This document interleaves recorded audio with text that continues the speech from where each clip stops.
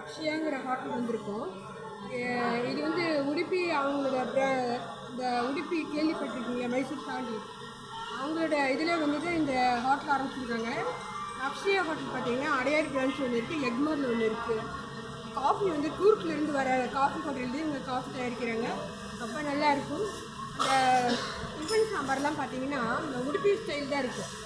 அதை லைக் பண்ணி இந்த காஃபி வந்து ரொம்ப லைக் பண்ணாங்க. இங்கே வருவோம் நானும் வரணியும். இங்கே வந்து என்ன அடிக்கடி மாம்பழம் வரீங்கன்னு நீங்கள் ஒரு திங்க் பண்ணலாம். காரணம் என்னென்னா அன்றைக்கி வேளச்சேரியில் ஹரணி ஒரு சைக்கிள் டீ போட்டிருக்கா. சைக்கிள் வாங்கிட்டு இங்கே பத்மாவதி அம்மா தாயாருக்கு கோவில் கட்டிருக்காங்க. அது வந்து நாங்கள் பார்க்கவே இல்லை, அதை பார்க்கணும்.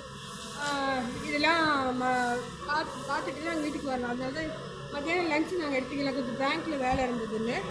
அப்புறம் இன்றைக்கி கொஞ்சம் மனசு கஷ்டமான ஒரு நியூஸ் வந்தது, கொரியரில் வந்தது. S7ல் என்னோடய சிஸ்டர் பேரில் அவள் சூசைட் பண்ணிக்கிற மிரட்டினு ஒரு சிஎஸ்ஆர்லாம் போட்டு வாங்கினேன்.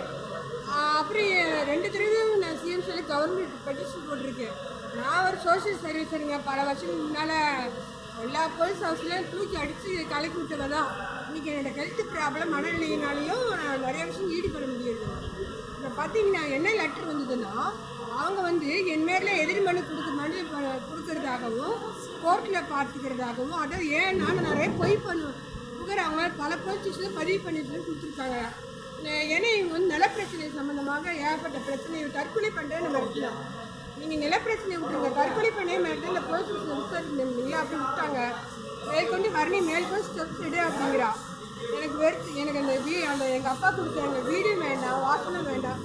அந்த மாயிலிருந்து நான் வெளியே வரணும், அது நீங்கள் பிரார்த்தனை பண்ணுங்கள் போதும்.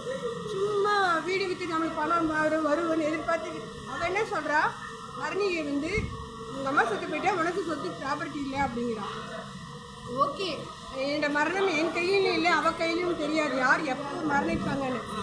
பகவான் ஒரு சக்தி இருக்குது, அவர் பார்த்து எல்லாம் செய்யட்டும். என் மகள் வந்து அவளோட வழி அவள் பார்த்துப்பான். இந்த சொத்து வந்து தான் அவள் தாழ்வாக செய்யலாம். இன்றைக்கி வந்து பல புகார்கள் கொடுத்தேன்னா அந்த அளவுக்கு இந்த சொத்து மேலே பிரார்த்தனை பண்ணி வச்சுருக்காங்க. எனக்கு மனசு ரொம்ப வருத்தம் தான். அதனால தான் நான் இப்படியே கோவிலில் போய் பிரார்த்தனை பண்ணிட்டு நான் வீட்டுக்கு கிளம்புறேன். யாராவது இங்கே மாம்பழ பக்கம் வந்தீங்கன்னா அக்ஷயா ஹோட்டலுக்கு வாங்க, அவ்வளோ நல்லா இருக்கும் சாப்பிட்றதுக்குலாம். வாழ்க்கை